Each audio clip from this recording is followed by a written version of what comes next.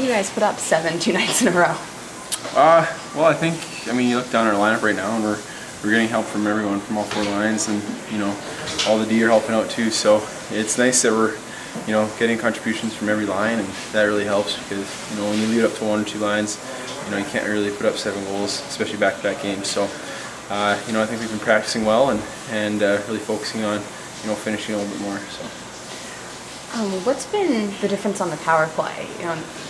You guys have really been strong the past couple of games. Yeah, I mean, I think it comes down to a lot to our preparation and focus. I think the first little while there it was a little scrambly, and I think guys were a little lackadaisical. But I think the coaches have kind of put the mindset in where we need to work harder than the penalty killers, and I think a lot of the success can be contributed to that. I think guys are really bearing down on their chances and working to get pucks. So it's kind of a the whole unit as a 5 is working well right now.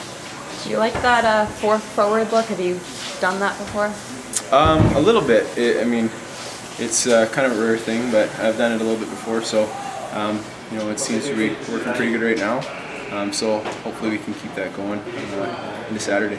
Does it take a little bit of reprogramming being back further on the point? Yeah, it's kind of one of those things where you have another responsibility. You want to make sure that you're creating offense in the power play, but at the same time you want to make sure you're responsible defensively. So it's just kind of another thing to think about, especially being a forward. You're not usually used to being the first guy back, but it's nice having that extra responsibility. Do you ever find yourself kind of thinking, oh, I gotta go there, and you're like, no, wait? Yeah, there's been a couple of times where the puck gets dumped and you're kind of just like, I'll let the D-man go get it, and all of a sudden you snap out of it, you're like, I gotta get back there. So there's definitely kind of that, you gotta be sharp mentally.